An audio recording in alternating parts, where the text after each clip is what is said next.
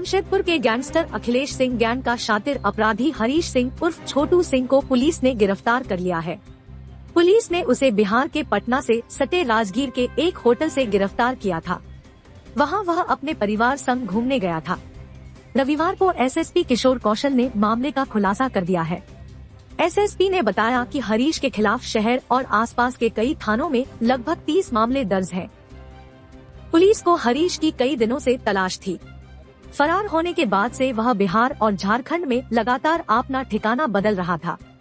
Police को गुप्त सूचना मिली कि हरीश परिवार के साथ राजगीर घूमने जाने वाला है। इसके बाद एक टीम का गठन कर बिहार भेजा गया, जहां हरीश को गिरफ्तार कर लिया गया। पुलिस हरीश सिंह को जेल भेजने से पहले साकची थाना से पैदल ही एसएसपी ऑफिस लेकर पहुंची।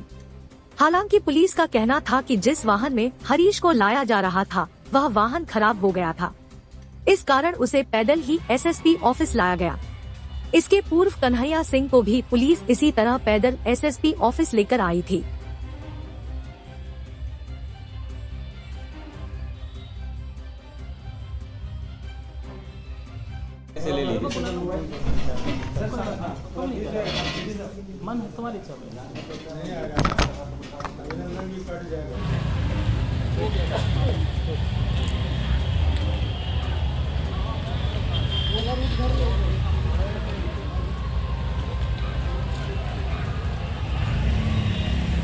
जानकारी देने का प्रयास किया गया तो वहाँ पर जो इसके द्वारा जो आधार कार्ड दिया गया था वह भी फर्जी दिया गया था। इसके अलावा जब इसके पास से सर्च किया गया तो इसके पास से 4 मोबाइल फ़ोन भी बरामद हुए हैं, जिसमें कि फर्जी सिम कार्ड भी, बेसिकली फर्जी आईडी पर, जिसमें कि फ़ोटोग्राफ इसका है लेकिन बाकी डिटेल्स किसी और के हैं और वो एक्चुअली में ओरिजिनल आईडी नहीं है। यूआईडी ओरिजिनल नहीं है, उसमें गलत तरीके से उसको बनवा करके रखा गया है। तो उसमें कुल मिला के 2 फर्जी आधार कार्ड, फर्जी सिम कार्ड, 4 स्मार्टफोन भी इसके पास से बरामद हुए हैं, जिस संदर्भ में अलग से सीताराम डेरा थाना में कांड संख्या 3/24 दर्ज किया गया है। यह भी सर्वविदित है कि पिछले कुछ समय पूर्व माननीय डीजीपी महोदय के द्वारा इस पर 40,000 रुपये का इनाम भी घोषित किया गया था, क्योंकि यह एक कुख्यात अपराध कर्मी रहा है।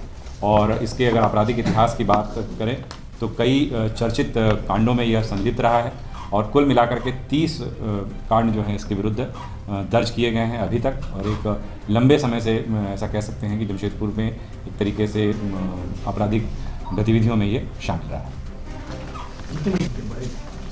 यार ही जो कुछ ऐसे अपराधी बहुत चुनिंदा इस प्रकार के लोग हैं जिन पर कि जो कि वांछित चल रहे हैं, पिछले कई सालों से फरार चल रहे हैं, उसमें ये भी एक व्यक्ति था।